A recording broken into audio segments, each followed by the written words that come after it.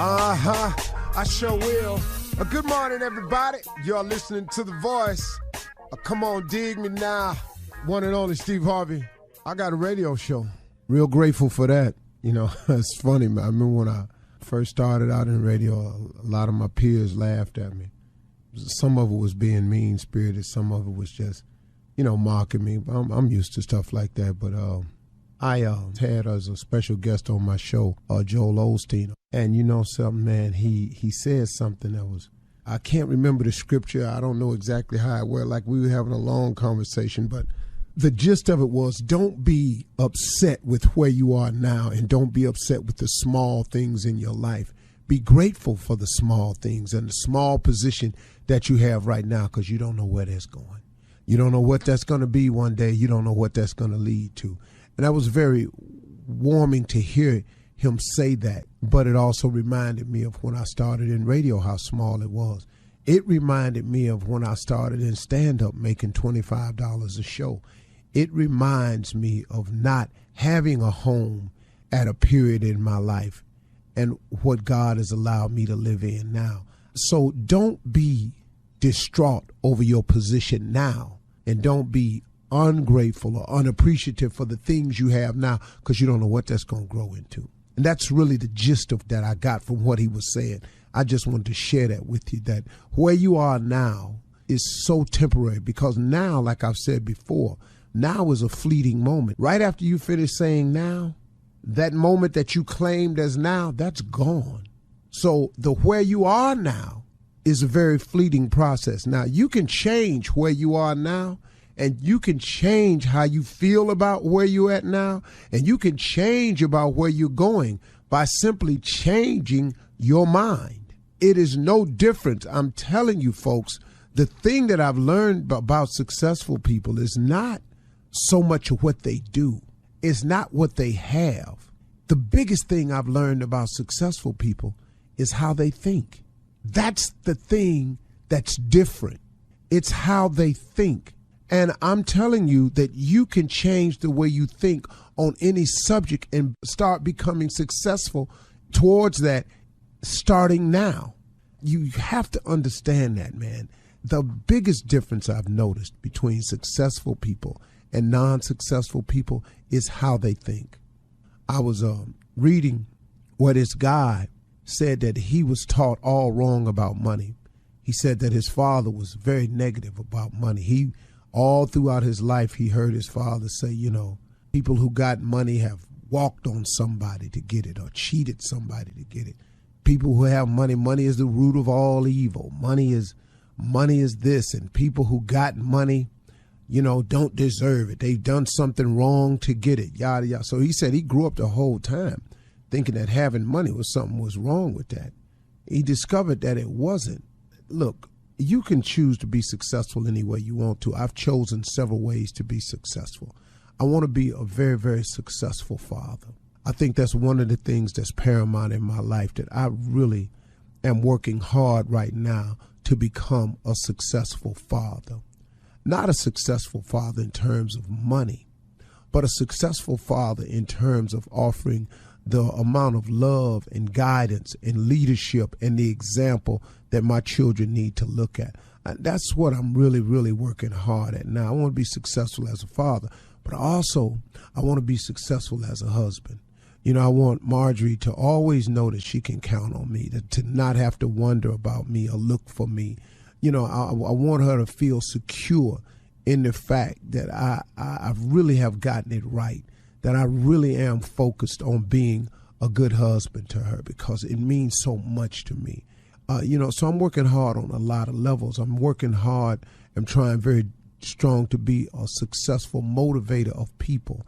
I want to be a sharer of information to people that will uplift others and give others the same things that I've learned through the trials and tribulations of my life, but at the same time, share that information and use the power of this microphone to uplift people, not to destroy. My show is not about, guess what so-and-so said, guess what so-and-so did. I don't like mean-spirited things about people. I joke with people who call in, that's another thing. but I don't like destroying people with the power of the microphone. So I'm working very hard on being successful in a lot of areas of my life.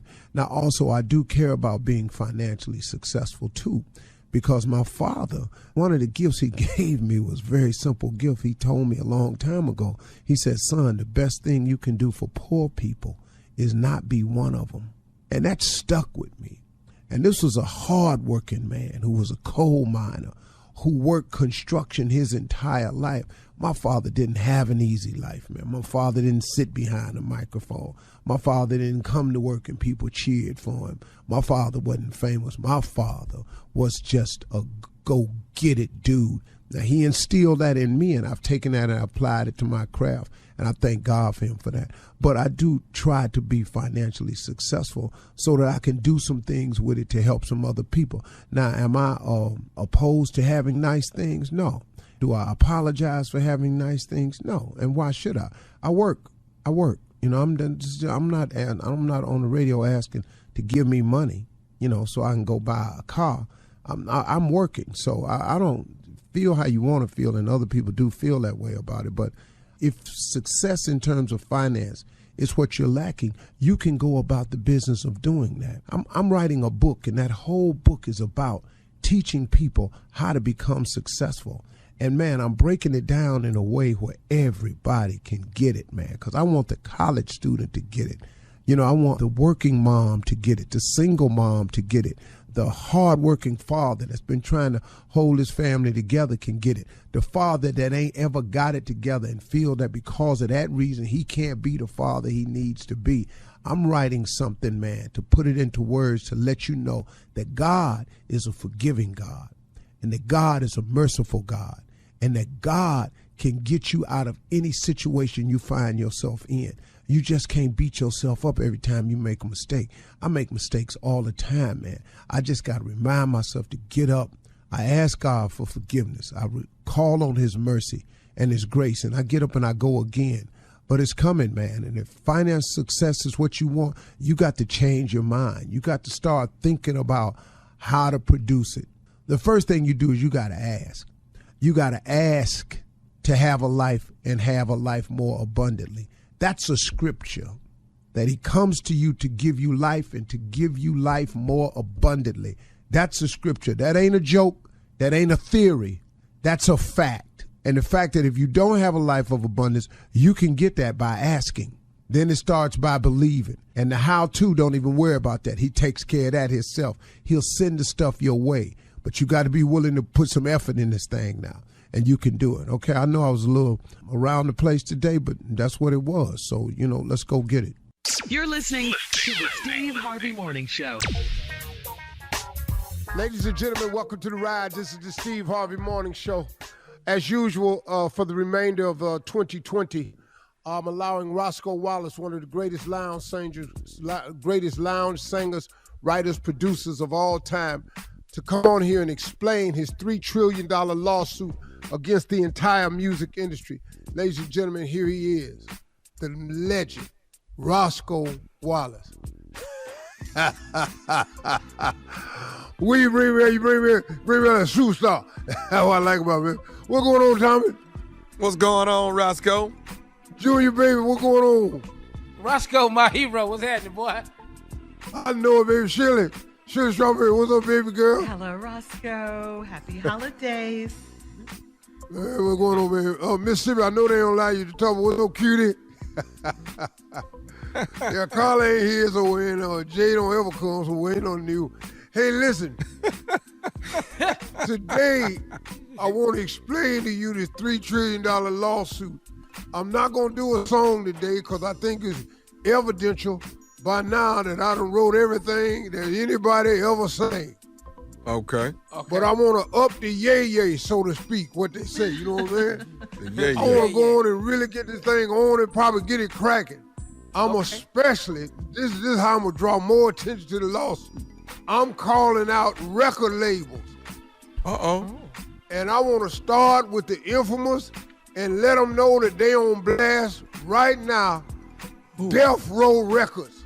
What? Death Row? Death Row? Calling them out. Death Row, anybody ever been on it? Anybody had a chain? Anybody been sitting up in the electric chair? Anybody? All of y'all. You on blast. Okay. What you wrote something Death Row had though? Oh, dog, come on now. Yeah, Tupac, Dr. Dre, California Love. How do you want it? How does it feel? All of them, man. Yeah. Chronic album, all that. Okay. Anybody over there, Fat Suge, owe me all that. You ain't gonna get that. So I just wanted to make that announcement and let y'all know that on the up to you got a minute. I'm gonna let Junior talk to Steve right quick. Yeah. Thank y'all. Tomorrow I have another song, but today I wanted to really draw attention to the lawsuit by calling out Death Row Records. All right, Thank you. At the office, they exchanging gifts now. Like if you ever got a gift you don't like, what do you tell people when they give you a gift you don't like at the office? Well, I don't really tell nobody I don't like their gift. I just don't never use it. And I make sure you know that I don't use it. Like if you give me if I'm at work and you give me a coffee cup, I make sure you see me in the break room with the other coffee cup. Stuff like that. It's rude. And you ain't got to get into it with people. Just put it in their face in a slick way. You know what I'm saying? That clears like a lot that. of stuff up, though. All right.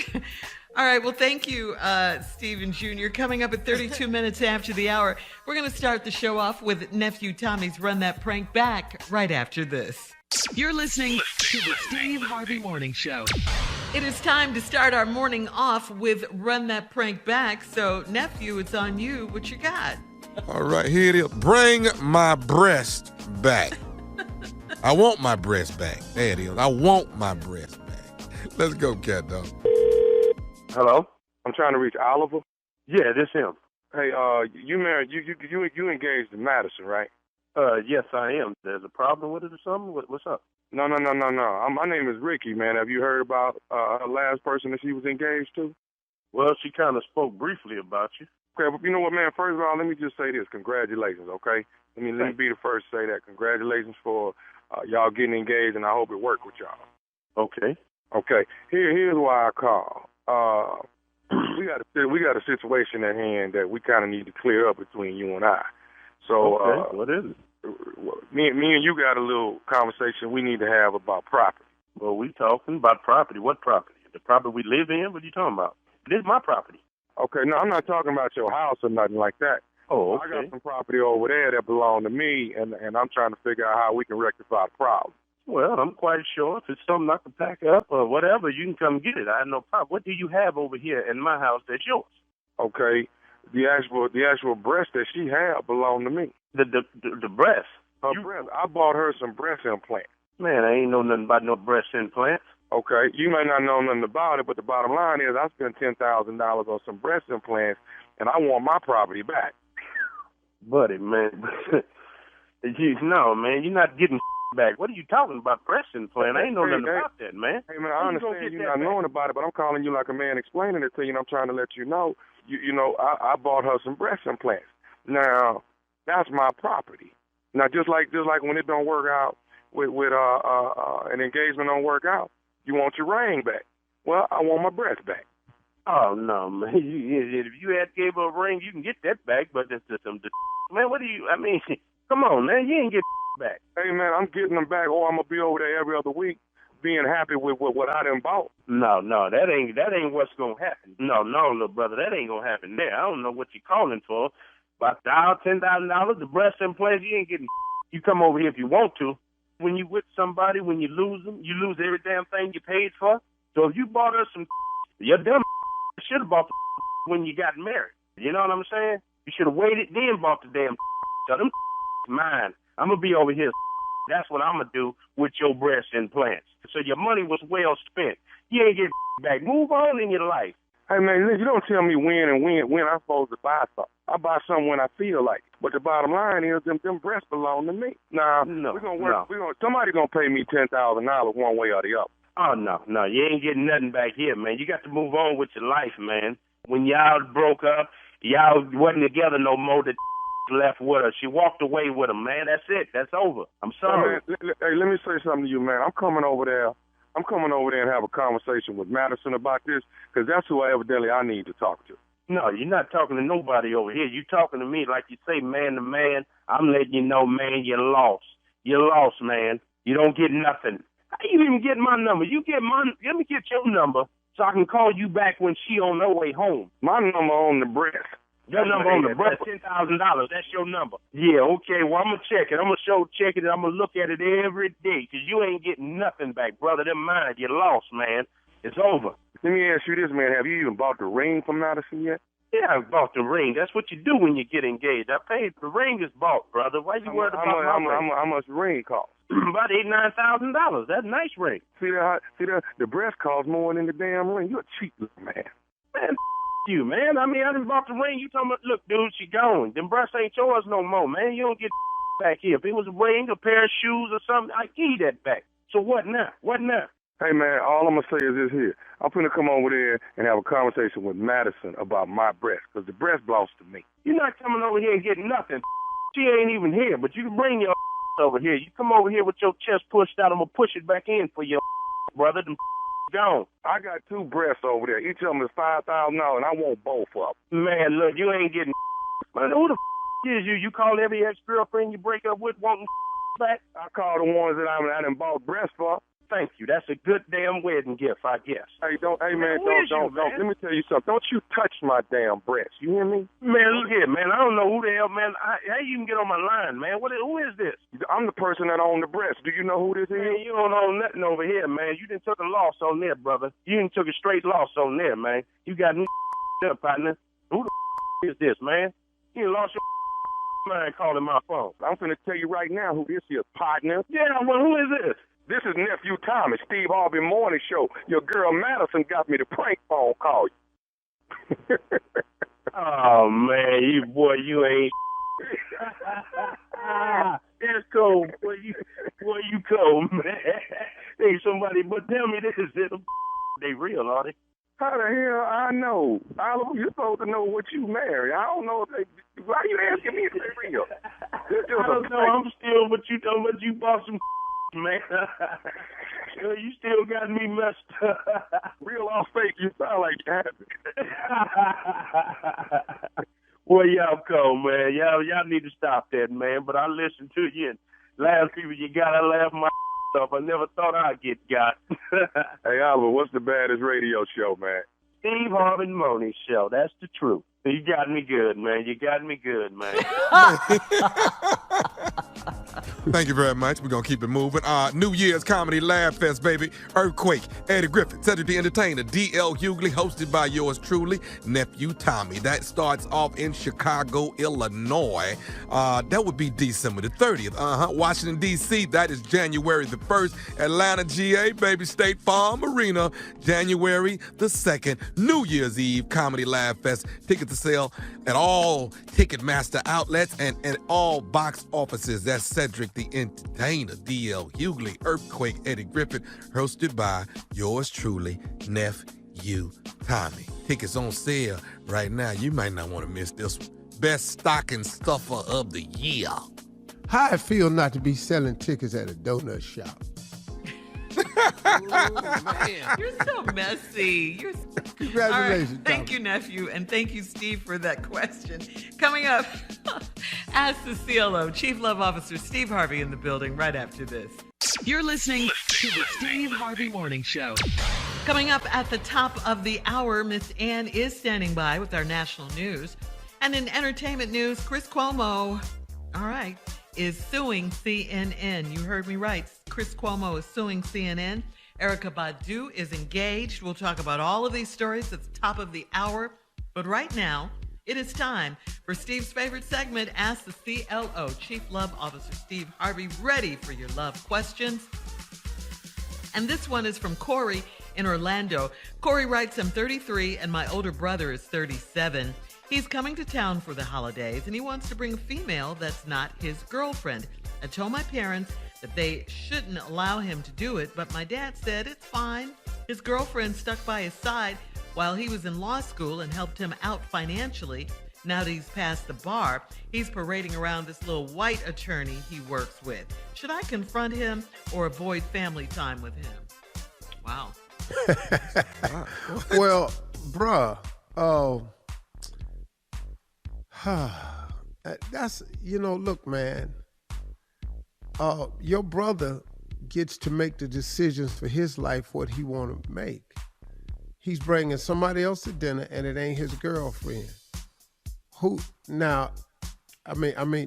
Okay, Shirley, did they say this was for Christmas? For the holidays. So now let me ask you a question.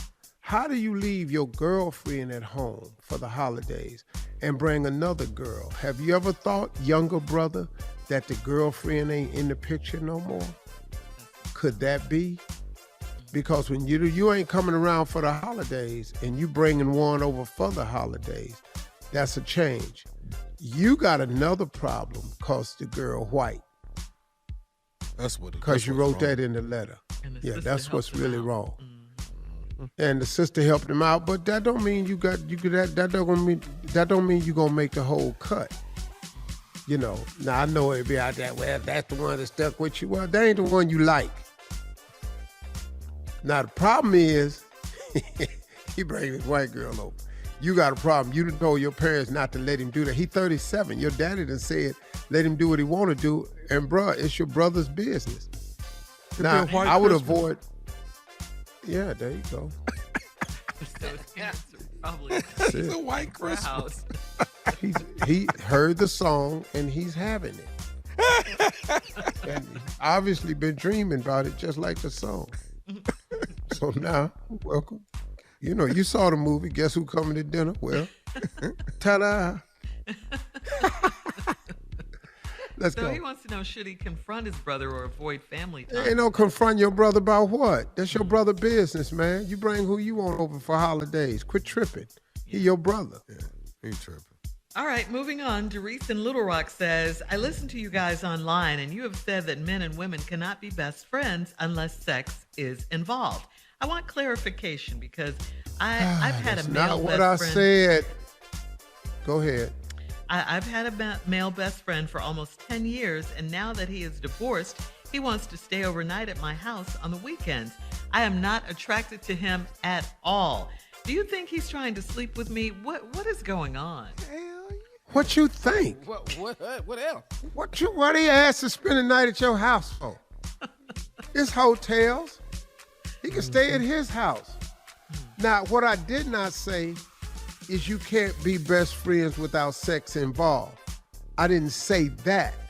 I said it's hard for a man to be best friends with the woman he's attracted to.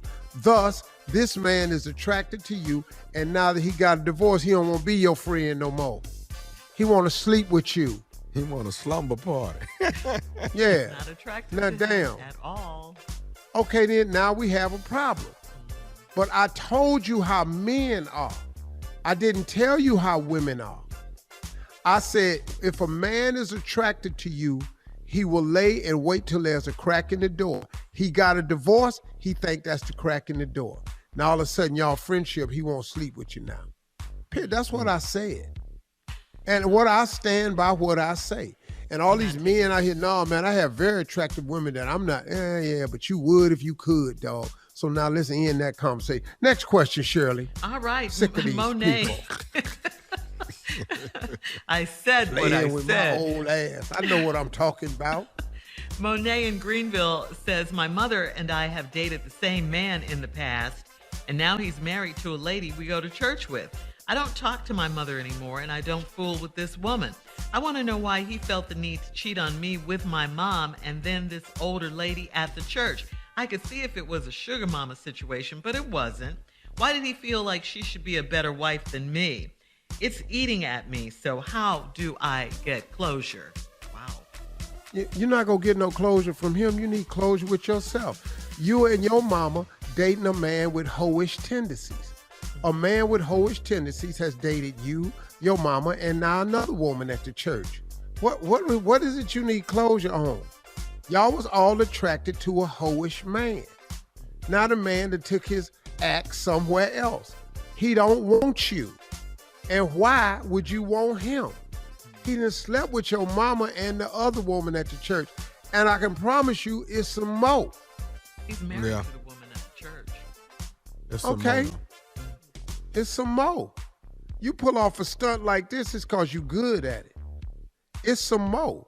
Why am I not good enough? You dodged a bullet. Yeah, be grateful. Man. Get out. Lady, come on. Give yourself a break. Yes, you have your closure. He's married anyway. Try to get your mama. What church y'all go to? Man, ain't nobody been to the pastor's office about this? What's happening? Ain't nobody got pulled into the office about this one right here. Y'all ain't had no church counseling? What's happening? It's just popping off. Pastor just married him. How many times he done married him? All right, let's go. All right. Jeanette in Michigan says, I'm 57 years young and I have a weight loss surgery and I got a nose job. I was dating a man that didn't mind my weight and said he loved my big old nose. Now that I've healed a bit, I tried to rekindle the flame with him, but he said he's only attracted to big girls. I've done online dating and I had a blind date, but nobody turns me on like my ex. If it's real love, why does size matter? Is he making up excuses because he's moved on? Wow. He making up excuses because he like what he like. He like them thick. You done lost weight. He like thick, big nose women. Wide nose. Now you done lost weight and got your damn nose cut down. Now he done went from dating Nell Carter to Michael Jackson. He don't want that. Can she put that nose back on? The old? Is that No, you can't. No. You know how they put the makeup on your nose to make it look thinner? Uh-huh. Yeah. Contour You could it. probably widen that brush stroke out a little bit, try to make your nose look wider. Or just forget about him and move on. But as long as you feel good about yourself. All right. Thank you, He done went CLO. from dating Glenda to Barbie. He don't want Coming that. up at the top of the hour, we'll have some entertainment and national news for you right after this. You're listening to the Steve Harvey Morning Show. Well, as we previously told you, Chris Cuomo is officially out at CNN. His contract isn't up yet, and he's reportedly preparing to sue the network if they don't cough up at least $18 million to cover what's left of his contract. Sources tell the New York Post that Chris is lawyered up and ready to drag CNN to court over the rest of the 4-year contract he signed last year. The contract was reportedly worth $6 million a year, meaning he'd be owed between $18 and $20 million. Plus, sources say he'd also be asking for damages. But an insider says CNN has no intention of paying Cuomo a penny. After all, CNN apparently has a morality clause in their contract that means an employee can be booted if they do anything of disrepute. Wow. That's in all television contracts, so he's going to have a tough time doing that. But I think they fired him unjustly, in my opinion, because he supported his brother. And he's a lawyer. He gave his brother advice. What would you do if it was your brother? So I don't see how that's... He's a lawyer. He was making a nice I mean, you know, it's his brother. I mean, I don't even know what's attorney-client privileges. You could say I was advising him on a legal basis, and I'm a lawyer, so I gave him attorney-client privilege. I don't know. I like Chris Cuomo, though. I do, too. Yeah, I do too, man. Yeah, let's get after it. If I'm going down with my brother. I ain't gonna lie. Yeah. And everybody CNN, says the same thing, that they would help their brother. Everybody says that. I don't know who wouldn't. All right. In other entertainment news, as we move on, congratulations are in order for our girl Erykah Badu. Erykah recently announced that she's engaged to Jerron Atkinson, or Atkinson. Here's to my guy and setting intentions, breathing easy, moving in unison, finely blended family harmonics, she said in her Insta announcement. Thank you. Happy to be here on this school called Earth with you, Jerron Atkinson. Family first. While fans were excited about the news, some were really surprised because there is a 23-year age difference between the two. Erica took them to task on Twitter. She says, why is it that every time there's an article about a woman over 30, the journalists mention age? Interesting. 23 age difference? Wow. Yeah. 23-year. Quincy Jones said the key to living a long life is make sure that you and the woman you with, the age don't equal 100. Okay. That's the key to Erica on point, life. then. So if Quincy 80, you can't be over 20. Yeah. He can't. for you up, you can't. Yeah. Wow. I don't really go by that one, Quincy. I'm But it's good. smart. Wow. All right. No, it ain't smart, dog. That ain't smart. That ain't I'm good. just saying, Quick. You if you 60. put one together. Yeah. Okay, you 60. She got to be 40 max. That's it. Congratulations, Erica. Yeah, and as we move on, Yeah. really sad news, guys. We're sending our deepest condolences out to Nick Cannon and Alyssa Scott. Nick shared on his talk show that their 5-month-old son, Zen Cannon, passed away from brain cancer. And our condolences, our deepest condolences are going out to Nick and his family. Yeah. Man, Oh, my God. Yep. man, that's sad. Prayers up, man. Very sad. Hang in Yeah. there, brother. Yep. You're listening to the Steve Harvey Morning Show. All right, Junior, it's on you. What you got? What I got? Well, I Yeah. got the Steve Harvey Morning Show at Walmart Family Mobile. Want to help pay your bills for the holiday this year? Enter for a chance to win a high-end smartphone, 6 months of Walmart Family Mobile service, plus $2,500 cash. Enter and get rules at steveharveyfm.com. All thanks to Walmart Family Mobile. Get a Walmart Family Mobile unlimited plan starting less than $25 a month. Get all the info at steveharveyfm.com. Shirley? All right, thank you, Junior. Okay, Steve, you are still in the UAE. Tell us what you're working on and what's happening this weekend with the Miss Universe pageant. They're still letting you I can't tell you what I'm working on over here. It's top secret. She done it again. She threw another body blow at you. Did you hear? No, I missed that. What she say? She says they still letting you do it. You didn't hear that? Miss Universe pageant. Damn. That's twice, huh? That's twice in Damn. 1 They week. still letting you do it. Oh, now you know. Are you going to flip it on me again? No. I ain't flipping nothing. That's what you said. It's They what still I letting you do said, it. Yes. Because you can't believe my stupid ass, after announcing the wrong contestant in 2015, You did that. would still be allowed to host the damn show. That's the co-host I work with since the year 2000. This backdoor, closet-hating ass co-host of mine. Closet hating. Closet-hating. And then when the chance come out, they still letting you host that? Ooh. Well, you This did call the amazing. wrong name. I'm just saying. Still calling out countries, huh? Is that what you doing? They must have lost the tape. Can't believe But we this. all saw it. We all saw it. Yeah. What Ryan Seacrest doing? He don't need another job. But seriously, You know, though, if you you're are. going to be the only first black host of the show, at least get it right. I don't know why we still... We got to Seriously, pray you for are you going every time to- you do Miss Universe and, hope God's will be done and all this. Sometimes we just want to cut the show on and watch it without having to pray for the host and all this here. You did get some death threats, didn't you? Oh, that's really funny. The death threat? She brought that He up brought right up there, death too, huh? threats now. Dog. You said it. I'm only repeating what you said. No. Well, that's why I sent your ass back early. Now, Because you know I wanted to stay. Steve, why we go back so early? Because your ass don't need to be here. That's why. Bye. No, we Take wanted your to little stay. hating ass on home.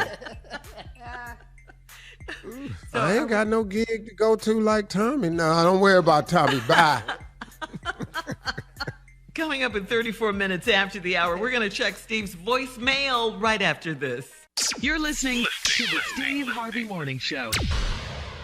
All right, guys, it's time to check Steve's voicemail. And if you want to leave a message or just give a holiday greeting to your loved one, call 877-29-STEVE, 877-29-STEVE, and leave a message. All right, Steve, here we go. This first one is a birthday shout-out. Steve Harvey, tomorrow is my wife's birthday, and I would like you to represent her to say happy birthday to Selena, because I'm trying to reach you all day. And I would like you to do that over the morning show tomorrow, because you listen to this Nephew Tommy prank every morning, and I would appreciate if you could just do that for me as a man. Thank you. As a man. As a man. Okay. We're going to do this for you as a man and a fellow countryman. What is his name? Selena? Yes. Wife's name. No, I know her name is Selena, but what is his name? So we'll know who he's from. Oh my God. So you leave a message as a man and you don't want to tell us the man name. So here we go. Happy birthday to all the Selenas in the world, because we don't know which one of your mans called in to ask us to tell you. You're so stupid. So, to all of the Selenas around the world, happy birthday, Selena. We don't want to miss not one of you, because I'm a man. And he asked me as a man to do it for a man from my country. I have no idea what this accent is from, what nation, what continent. I don't have any idea. Maybe of a Caribbean island. So if there's a Selena in the Caribbean, happy birthday. If you are from Africa, happy birthday. If you are from Asia, happy birthday. We don't know. Happy birthday to you. We don't know who he is, but from the man to man, happy birthday, Selena. She listens to Tommy Prince every day. Selena. Happy birthday to you, Selena. Happy birthday, Selena. Happy birthday, Selena. Let's go to the next voice message. It's a call from prison, Steve.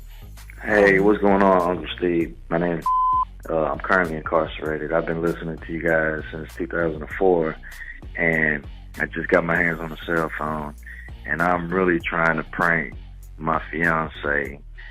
If you could please have Nephew Tommy call me back. I really want to prank her. She said, ain't no way you guys would ever prank her, and I'll greatly appreciate it. I'm a big fan of yours. I listen to you every morning. Thank you. Hey, dog. We don't want to upset him. I love you. No, hey, Tom. First of all, I want to say, dog, I love you, man. I appreciate you. I hope you can get out soon, get back to your family and everything. And I love you, man. I appreciate you listening to me. I'm trying to be encouraging.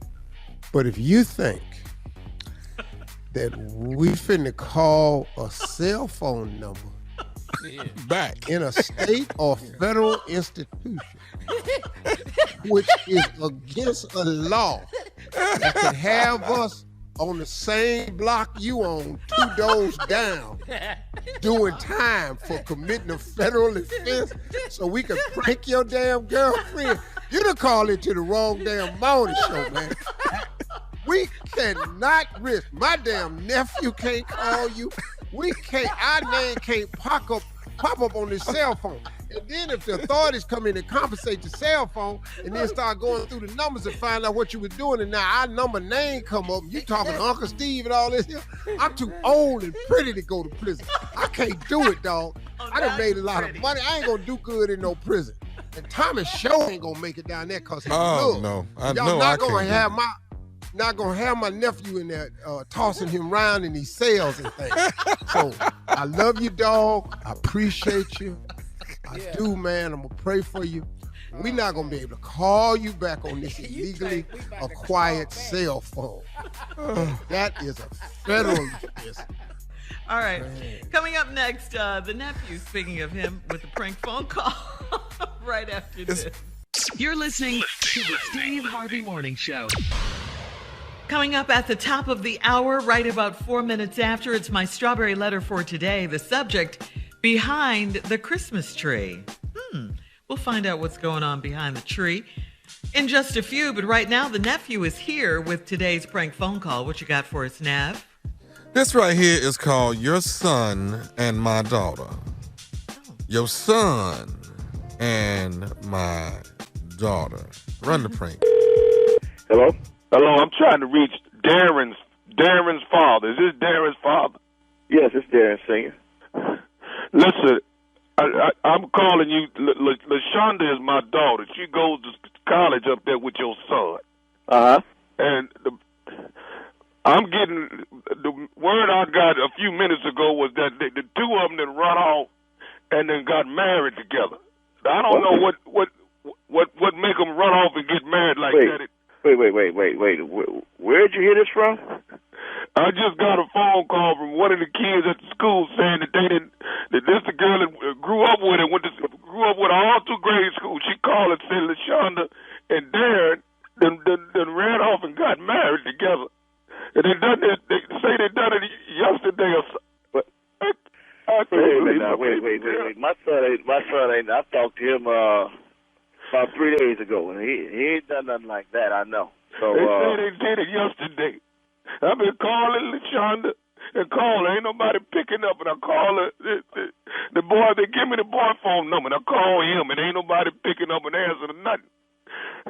It ain't like my baby girl do like nothing like this here. Well, it's not like my son to do nothing like that without talking to me first. So let me call down there and talk to Darren, and give me your number, and I'll call you back. I'm going down there to that school myself. I'm going to find both of them. Now, I'm going to call you to let you know this. Now, if I find out that my baby girl then ran off and got married because she done got pregnant, I promise you I'm going to do something to that boy of yours if he got my baby pregnant. You hear me? Wait a minute now. You're not going to do nothing to my son. Now, I understand about your daughter, but that's my son now. You're not going down and put your hands on my son. If he got my baby, that's my only baby I got. That's it. Well, I understand that's your only baby, but that's my only son. If you talking about going to put your hands on him, you're going to have a problem.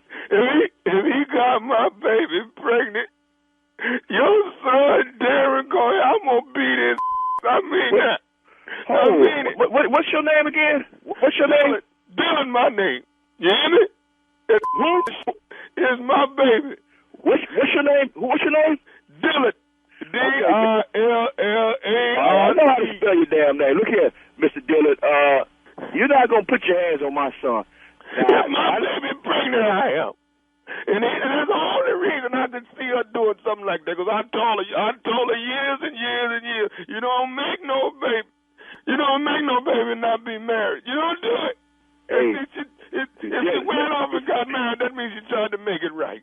That's what she did. Mr. Dillon, listen to me now. I understand that's your daughter. I'm sorry if she's pregnant or whatever, but let me talk to my son before you go down there and try to do something crazy. Okay? Let me tell you something. Your son done coerced my baby girl into getting married and he got her pregnant. I know what's going on. I know what it is. My son ain't done nothing to your daughter. Let me call down there and talk to him before you talk about going down there and putting your hands on somebody. I told my baby, leave them little old thugs alone. He ain't nothing but a thug. Whoa. But don't be accusing my son of being no damn thug now. Well, what kind of man run off and get married at the age of 20 and ain't talk to the parents or nobody? What make them do something like that? Well, you talking about, I told you my son ain't done nothing to you. How did you raising him? How did you raise him? Evidently you didn't raise him right. Wait a minute now. What the hell are you talking to? I'm talking to you. If my baby pregnant, I'm going to beat your boy. If you down there, you going to get your toe out too. Hold on, man. Hold. Who the you think you talking to? I'm talking to you. You ain't pregnant, I'm talking to you. Oh, man. You ain't put your hands on nobody. You put your hands on my so you don't have a clap. You understand me? That's my son. I understand about your daughter, but that's my baby better not be pregnant. My baby better not be. Hey, man, hey, that's my son you talking about putting your hands on. You gonna have a problem with me. If my baby pregnant, I promise you, she ain't gonna never know her daddy, because I'm gonna do something to that boy. You hear me? Man, that's the last time I want to hear you say you gonna do something to my son now. Now, you go sit on down, gather yourself, and relax for a minute. Let me call my son, and I'll get back to you. Because I got something else I need to tell you. Well, say it, man. What else you got? I got something else. Before I go down to that school and get the whooping, I want you to know one thing before I get off this phone. What is it, man? Is you listening? Yeah, I'm listening. This is Nephew Tommy from the Steve Harvey Morning Show. Mr. Darren, you just got pranked by your son, Darren Jr.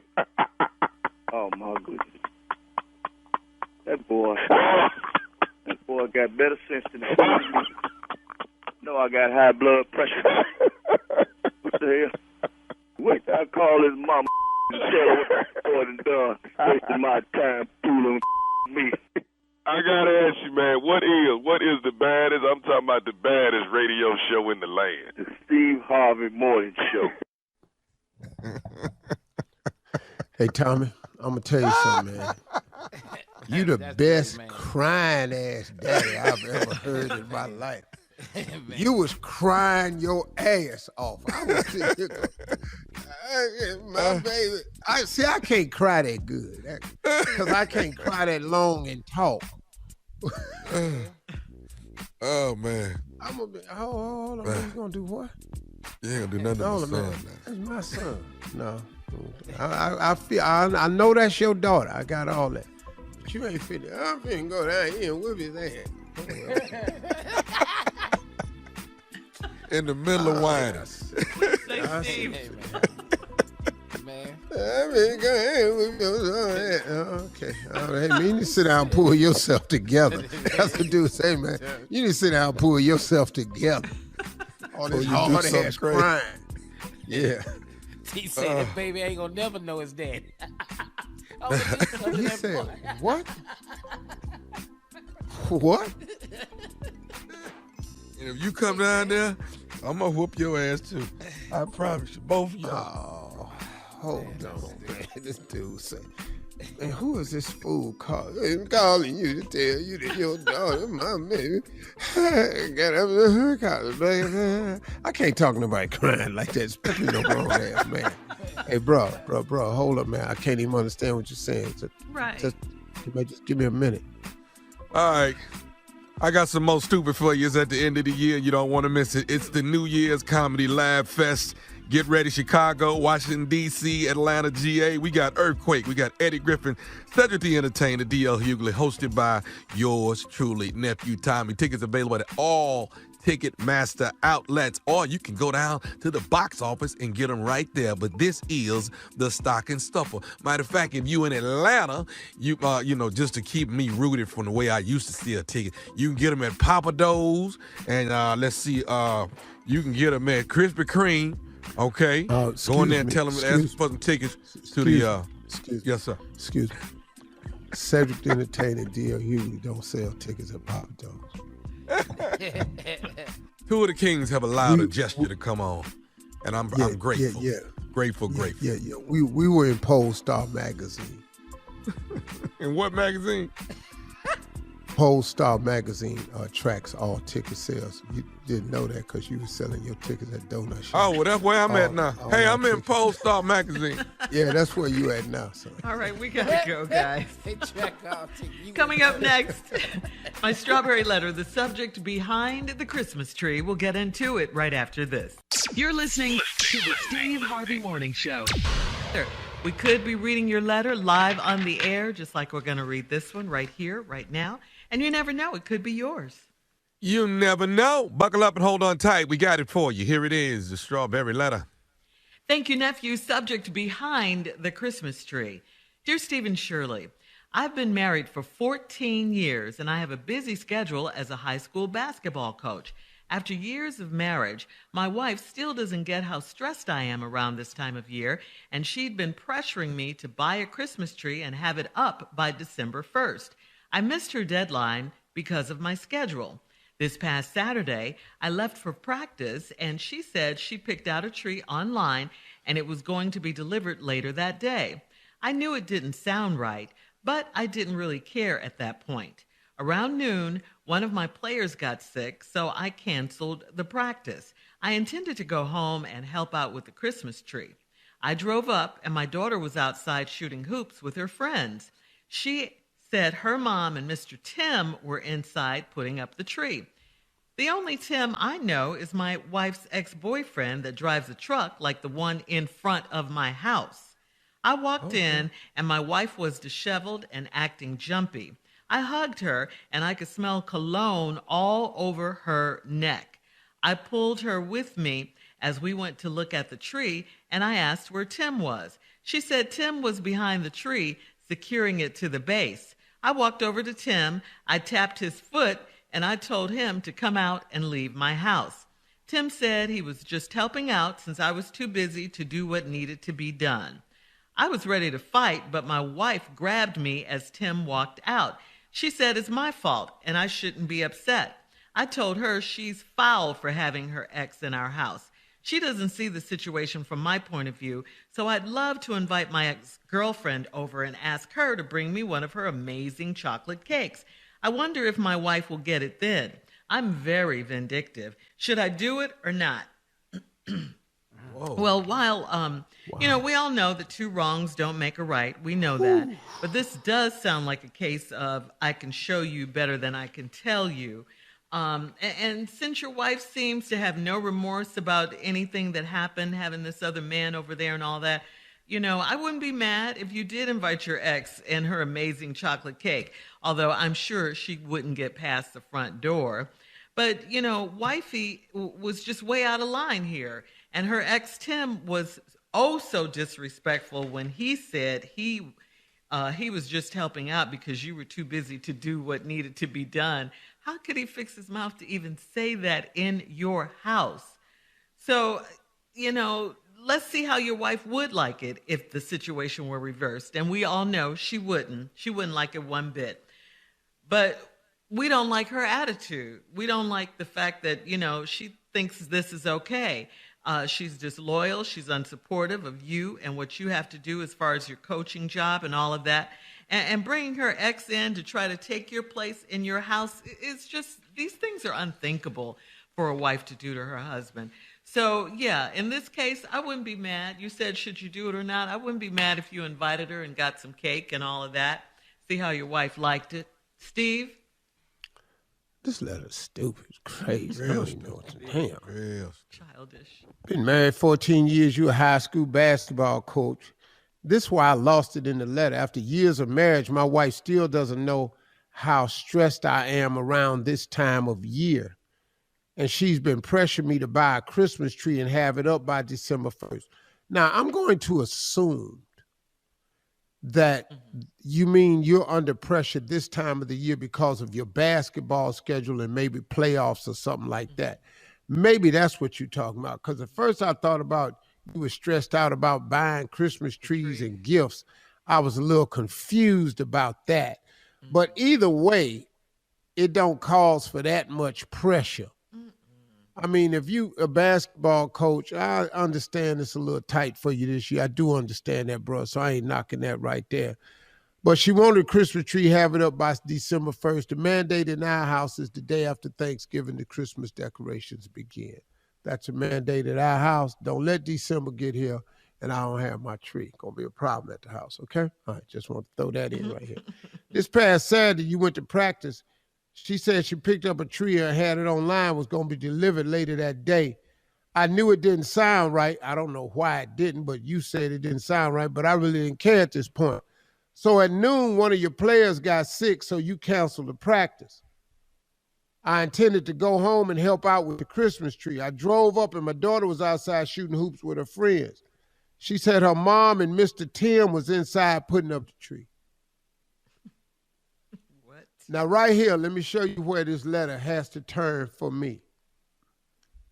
The only Tim I know is my wife's ex-boyfriend that drives a truck like the one in front of my house.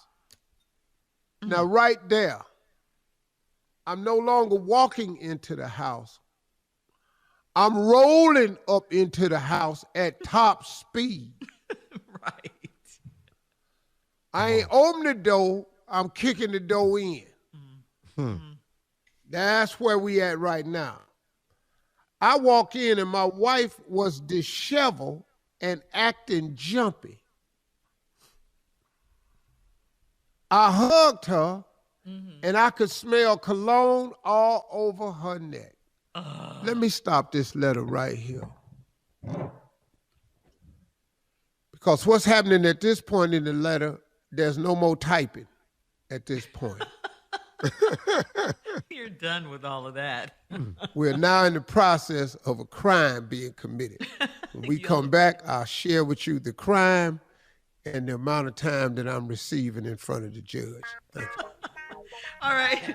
You heard it from Steve's own mouth. We'll have part 2 of his response coming up at 23 minutes after the hour. Today's Strawberry Letter subject, behind the Christmas tree. We'll get back into it right after this. You're listening to the Steve Harvey Morning Show. All right, come on, Steve. Let's recap today's Strawberry Letter subject, behind the Christmas tree. Let's This go. man, a basketball coach, 14 years, been married 14 years. He disheveled this. He's a little under pressure this year because of the playoffs in basketball. And his wife wants to have a Christmas tree up by December 1st. He's under too much pressure to worry about a tree, but so she orders one online, said it'll be here by noon and delivered. He said, okay, he going to go to practice, find out one of the players is sick. So he cancels practice. Obviously, this is a star player. There ain't no need of running this offense because you got the whole offense running through this boy because you got Michael Jordan on your team.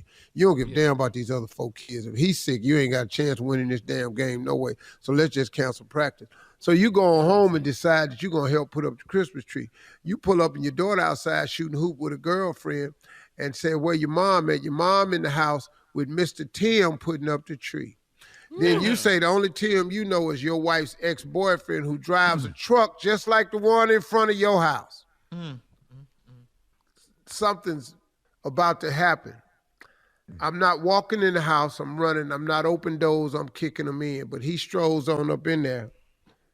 I walked in and my wife was disheveled and acting jumpy.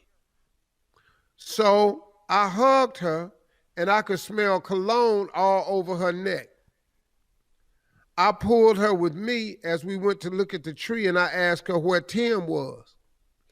She said Tim was behind the tree. Now, let me tell you something. This is the exact place that the police would have found Tim. Yeah. If we was at my house. Right. Behind the tree. Behind the tree. Yeah, that makes sense. Because that's where I done busted Tim's head open. Yeah. And Tim would have been behind that same damn tree. So she said he was behind the tree securing it to the base. I walked over to Tim and tapped his foot. See that right there? That's not happening. I'd have stomped his foot, broke his ankle, so when we start fighting, he'll be on one leg. Yes. That's how I'd have started. Get the advantage. Because we gonna fight. Huh? You want to get a little advantage. Yeah. So I tapped his foot, told him to come out and leave my house. Tim said, this is what Tim said, he was just helping out since I was too busy to do what needed to be done. Now, how does Tim know this? Yeah, about my house. Because she's been sharing y'all's marital business with Tim. How does Tim feel comfortable enough to come over your house to put up a tree? Why is Tim talking back to me after I done just tapped him on his foot? Then you said, I was ready to fight, but my wife grabbed me as Tim walked out. Another question, how is Tim walking out of this house? Now, Tim is going to leave this house, but walking will not be how he leaves. I have some options, and it's only 2. You'll be leaving this house on a gurney, or you'll be leaving this house in the body bag. But either way, you can't walk on the gurney and you can't walk once they zip up the body bag. That's how Tim lived in my house. So I don't know how Tim, punk ass, then walked out the house. And my wife ain't strong enough to grab me and keep me. Marjorie can't keep me from kicking a man's ass if that's what I'm finna do. My wife not that strong. My wife has seen me mad one time since we've been married. I mean, really, really mad. She said, Steve, I don't know what happened. You swole up. You swole up. I had to get all the workers out this house. Okay, cool. But now you understand what I'm capable of. So now, why Tim is walking out of this house, I know. And she said it's your fault and you shouldn't be upset. I told her she's filed for having her ex in our house. I don't even know how y'all having this conversation. She doesn't see the situation from my point of view. I'd have gave her another view of Tim. Anyway, you'd have found out that Tim can't fight. You'd have found out Tim ain't all that. You'd have found out Tim little punk. You'd have found out a lot of stuff about Tim that day. So you'd have hang your hat on your little ex. You'd have found out why he your ex. See, that day. She doesn't see the situation at this point of view. So I'd love to invite my ex-girlfriend over and ask her to bring one of her amazing chocolate cakes. I wonder if my wife would get it then. I'm very vindictive. Should I do it? Now, women ain't as stupid as men, dog. So I'm pretty sure this woman gonna have a lot of questions when you ask her to bring one of these delicious chocolate cakes over your house. Why don't your funky ass wife make you a chocolate cake? Since that's who you married and you didn't marry me. So I wouldn't call your ex-girlfriend talking about no damn cake because you finna get way more than cake. Now, do I think you ought to invite this girl over? No. But I do think you need to rerun this letter and start this letter back over to where you tapped him on his foot and he came from behind that tree. And this whole letter need to be written. That chalk mark is behind the tree, yellow tape is around the tree, and the coroner's office and some detectives is outside. I'm downtown behind a 4-inch piece of glass telling y'all this strawberry letter because I don't have a computer in prison. Thank you for the strawberry letter. All right, Steve, thank you. Coming up at 46 minutes after the hour, our girl from the talk, Sheryl Underwood, right after this. You're listening to the Steve Harvey Morning Show. All right, Steve, introduce our girl. She's here. Ladies and gentlemen, come on now. Clap it up. Sheryl Underwood. Thank you, Steve Harvey and the Steve Harvey Morning Show, Steve Harvey family. I got to confess something to y'all. What, Sheryl? What's up, Sheryl? Okay, so, I got my vaccine, right? Got the first one, got the second one, getting ready to, get my booster and everything, but I think I'm getting paranoid, Carla Ferrell's. No, my card real like a mug right there. My card, and it's on the phone, Steve Harvey. So my stuff real, or somebody gonna see me at the health department. My stuff real. Only thing now is I'm paranoid. I think everything I feel is COVID, okay? Like I got every symptom. Am I paranoid, Tommy? Is that what's wrong with me right now? Paranoid? I am. Yeah. Listen to me. My throat hurt. Oh, damn. Please don't ask Tommy. Oh, why can Tommy? Really? Okay, Tommy, you agree with me? Yes. Really? Yes. Okay, what symptoms do you think you've had that I know I had? A sneeze, running nose, anything. Ooh, I think I got it. As soon as my nose started running, I start typing in my phone, Shirley Strawberry. Oh, damn, I got it. And then it don't be nothing but a runny nose or something, or aches and pains.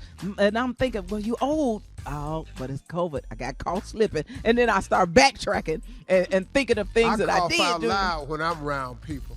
That ain't good to do. Ain't got to take no pictures. Yeah, I know.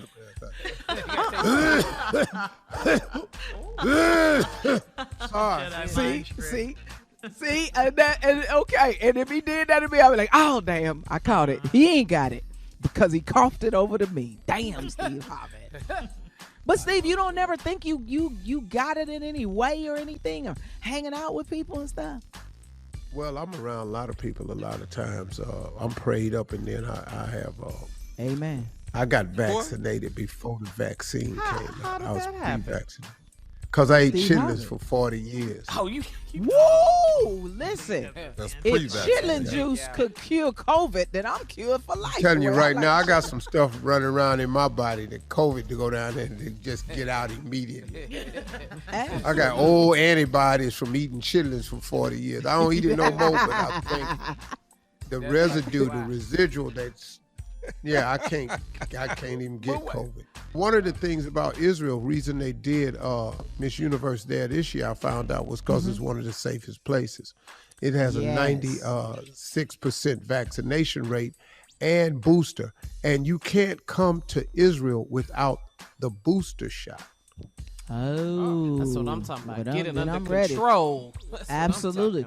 But that's one thing you said, Steve.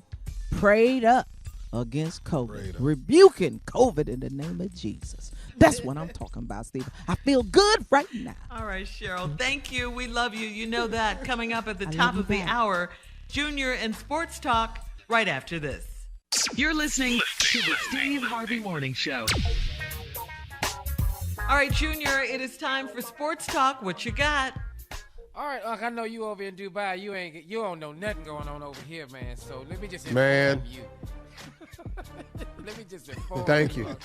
So some things that just happened. You might want to know when you get back. Let's give a round of applause to Marcus Freeman. He is the new head coach of Notre Dame football, and he is black. Yes, All he right. is. Notre Dame got a black head coach. Go, Marcus. He walking around there. He ain't got to figure out he the coach. They gonna know it because he black. He gonna be the only one up there. The last time Notre Dame had a black head coach, his name was Tyrone Willingham. You remember Tyrone Willingham, Mark? I remember him. Yeah. Yeah, he's the last black head coach they had at Notre Dame, man. I was in middle school when Tyrone Willingham was the head coach at Notre Dame. That's how long ago that was. Blazers guard, man, let's pray for him, man. C.J. McCollum of the Portland Trail Blazers is out indefinitely with a collapsed right lung, man. So we praying for him and his family. He injured his Saturday night against the Celtics, so they don't know when he's going to come back. He just has a punctured lung, man. So we praying for him. You know, he's one of the stars of the Portland Trail Blazers. Boy can shoot. You know that. And also, let me ask you this, man. You didn't even know this, but Antonio Brown is in the news again. What do you do now? Yeah. Antonio Brown has been suspended 3 games for having What do you do now? Possession of a fake vaccination card. Man, I just want to know. I just have a question. How many chances do you get on a team? How many? I mean, Antonio Brown, man, like really, when you meet him and talk with him, he's a good dude, man. He's just lacking leadership, mentorship. Primetime was mentoring him, was talking with him every day, because Dion, man's a great guy. But you got to listen. Yeah. You know, if listening ain't your strong suit, mentoring is hard. Absolutely. So as soon as y'all say I'm going to something to repeat him, that. And that's Antonio Brown does not listen. If listening isn't your strong suit, mentoring is hard. Because at one point in time, damn dog, you got to listen to what the dude is trying to tell you. Now, if you already know and you ain't going to listen, then what the hell is the mentor for? But this is a guy that's always, he has to understand, man. First of all, he's under the microscope. He also has to understand, all young people have to understand, is that the older you get, the more dire the consequences. As you get older, every decision you make comes with a dire consequence. So you can't keep doing the same thing over and over. He the last person need to fake anything. You just got your ass back in the league. Wasn't he walking around naked, Junior, a couple years ago and answering the door? That's why it wasn't in the league. Great football player, great guy, man. Just doesn't make smart decisions. And that fake vaccine card, man, like, hi, bruh. No, let me tell you something. He don't even need it. There ain't no mandate in NFL. You just go through your protocol like you've been doing from week to week. Why would you go get a card and you ain't even need it? You didn't even need it. Now you one of the best receivers on the team. Now you lead the team strung out. Ain't like Bruce Arians wanted you there in the first place. Tom Brady is the reason why you playing in Tampa Bay right now. Now you let Tom down. Now Tom upset. So man, I just don't get. I just want, how many chances do you get? Everywhere you go, you got to be a distraction. So man, I don't know, man. So that just really just bothered me about it. I said I don't get it, man. Great player. And a great player, man, he can help a team get another championship, and you out 3 weeks in the stretch. Woo! In other words, shot. Yeah, just got the shot. Just get the shot, man. Just get That's the all. shot. You ain't got to go through none of that if you just get the shot. Thank you. Golly. Steelers Vikings tonight, also, man. Just to let you know, Steelers Vikings. Let's go Vikings. Let's go Vikings. Get it. Let's get it, man. So that's all our sports right there, Shirley. That's all we got for you today, man. Take the shot. Get the shot, Antonio. Get the shot. Just get the shot. Sitting up here got to worry like this. All right. Well, Junior, we thank you. We'll have more of the Steve Get Harvey the Morning shot. Show coming up at about 20 minutes after the hour, right after this. You're listening to the Steve Harvey Morning Show. Well, in trending weird news, yesterday was Hump Day. We all know that. But actually, this past Sunday was Hump Day in Kansas City as police spent hours, get this, guys, chasing a loose camel through the streets of the city. The chase started after the cops were notified of a camel seen. They didn't shoot it? No, they didn't. Well, no, it wasn't a black camel. That's Wasn't a black camel, right. Chase started right after the cops were notified of a camel seen wandering around a golf course. Police got animal control involved, and they pursued the camel in golf carts before it led them down a highway and through several neighborhoods. The Bonner Springs Police Department says it spent the entire day chasing the camel, which was eventually lassoed and safely taken into custody. Let me tell you something. And thankful the camel was unharmed and eventually returned to its owner. Wow. Your ass can't catch a camel on a golf cart. I'm going to just tell you that right now. I just tried to get a camel. I wonder how much they got for that camel. Wait. I was trying to get one in Dubai. I wonder how much they got. The dude had it for half price in Dubai. I don't wonder what they talking about now over here in the States for that camel. Yeah. And half price was about how much? Say it. I think about 30,000, less than 30,000. Well, sorry. But I was finna get it. I was finna get it for like 12. We'll have more of the Steve Harvey Morning Show coming up, and we'll play a round of Would You Rather at 33 minutes after, right after this. You're listening to the Steve Harvey Morning Show. All right, guys, it's time for Would You Rather. Here we go. Now, would you rather take a body shot off your partner, your date, whoever you're with, or would you rather for them to take a body shot off you? This like the Jello thing. Jello or whatever tequila shot. Would you take a shot off of them or a shot off? You ain't gonna believe the level of lint in my belly button. Let me take the one off of you. I'm not finna later. My stomach can't hold a shot glass. It's gonna keep turning over. I promise. Yeah, Tip I just over. have to take it off you. It's gonna keep flipping over. I'm just.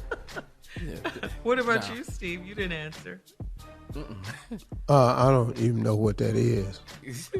But a body shot, like in a I shot definitely glass? take it off her though. Yeah, there you go. Yes, Then have That's her a take better it route. off you. I got big enough lips. You don't even need the glass. Stupid. Yeah, I get the body shot off for you. All right.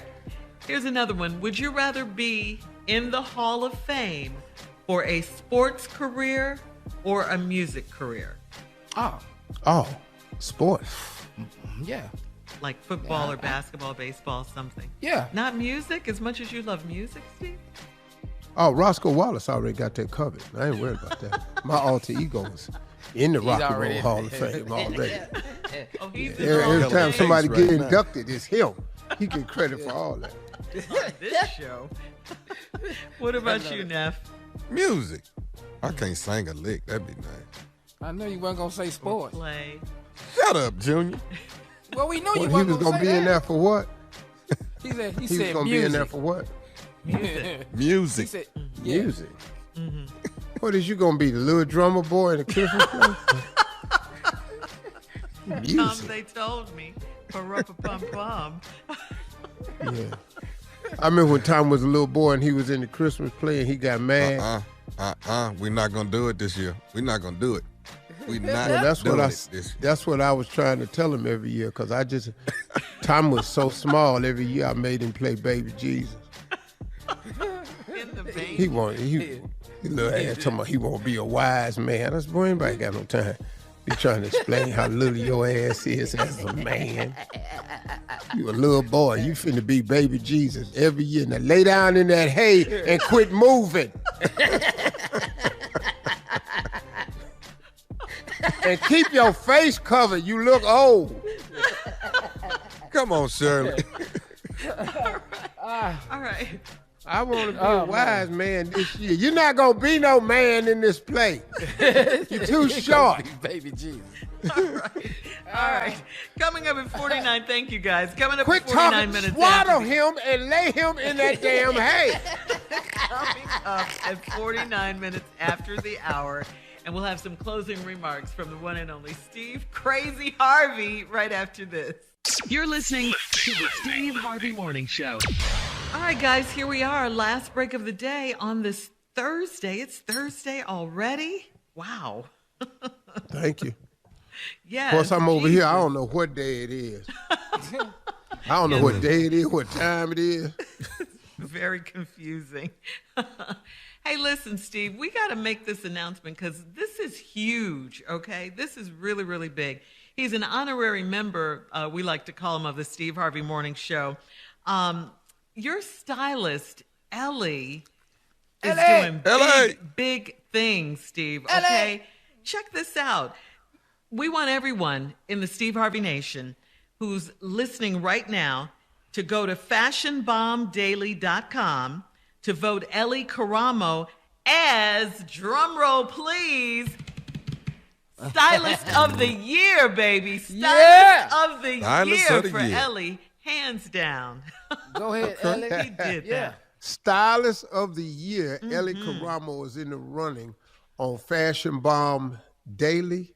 Yes, fashionbombdaily.com. If y'all go there, how do they do it, Shirley? Well, they go to fashionbombdaily.com. You can see his name. Scroll down and vote for Ellie Caramo right now. Okay. All right. I'm doing it. This is fashionbombdaily.com. Scroll down and vote for Ellie.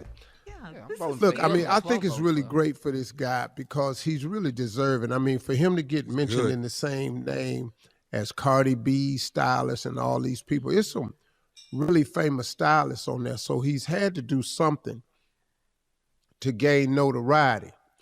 I don't have to tell you who he styled to get this notoriety, but I do have to give him full credit for the change. Now, the change, it didn't just start this year. It's been going on for a couple of years now.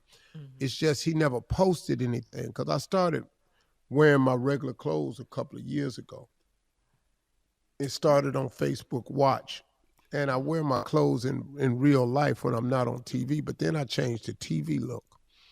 Even, and it started with NFL Honors, and when they saw that, they asked me, could I wear different clothes on Celebrity Family Feud? I said, so how much would it cost you? I got the stuff in my house. So it started with, I don't know, what do you think I'm finna go buy? I got this stuff. I just don't wear it as a talk show host. And then so they asked me to change it. And so Ellie came along and said, okay. And the only thing he asked me was, Mr. Harvey, what's the one thing you want? And I said, I want my colors back. Like when I was on Kings of Comedy tour, I just wanted colors. But the styling is all him. The putting it together is him. He brings a lot of stuff to the table that I wouldn't, because I don't have time to go to stores and malls. And he has relationships with all these different places. And so he's able to pull together stuff that there's no way I'd be able to find. I just don't have the time for that. I don't have the time to even shop the way I want to look. And so he presents a lot of stuff to me.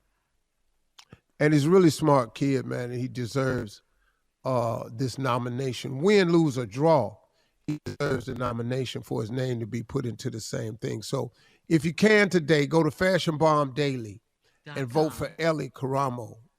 Just scroll down and vote for Ellie Caramo. Yeah. Wow, Ellie. That is really cool. And I don't give a damn if you like somebody who dressed better than me. The vote is for Ellie. ELLY. I already know Cardi B be fly. I can't outdress Cardi B. I got that. I'm not in the same category. I can't outdress Rihanna. These are women. No man can outdress a woman. But the stylist, though, deserves credit. What? He's talking to Ellie. Oh, and he just told me he's against Michael B. Jordan's stylist. Oh, really? Okay. Yeah. Well, then- Michael well, B. then- Jordan need to be very careful because he's trying to get his ass in the family right now. So careful, boy. Easy. Anyway, congratulations, Ellie. Easy. Again, go to Fashion I Bomb can't whoop Daily. your ass, but I can get behind you and do some real damage, though, dog. Go to fashionbombdaily.com to vote for Ellie Caramo. I get up behind you, ELLY. pimp. You got a problem. Just want to let you know I'm old school. I get up behind you. Fighting it ain't finna be fair. Karamoh. Ellie Caramo as Stylist of the Year. Yeah, I'm voting for Ellie. That's Just 'cause I big. I know like Ellie. That's Yeah, epic, really. Yeah. yeah. All right, Accent Steve. get you every time, don't it? LA. Say something, Steve. Well, Shirley, okay, I'm going to say this in my closing remarks. Have you ever worked? Let me get some closing remark music, Dave. Have you ever worked with somebody and you thought one thing of them and then you found out they was a hater behind closed doors? Have you ever worked with somebody and you thought that they was your friends and you found it deep inside they was harboring some resentment or something that they thought was funny? Well, today I discovered such a coworker in Shirley Strawberry. Every time the announcement comes up that I'm going to Israel for Miss Universe, you still doing that? They let you come back again? We all saw it, Steve. We all we all saw it, but we all kind of let it go. So what I've learned in this is that I who love you think is your friend could very well be your friend. But then they might not be your friend. Hello. Those are my closing remarks today. That wasn't I hope deep. if you work with a hater that you can discover who they is before you die. And I want to thank Lord for exposing this before I die. Thank you, Shirley. Have a great day. I'll try to do well in Israel this year. Oh, we'll be watching.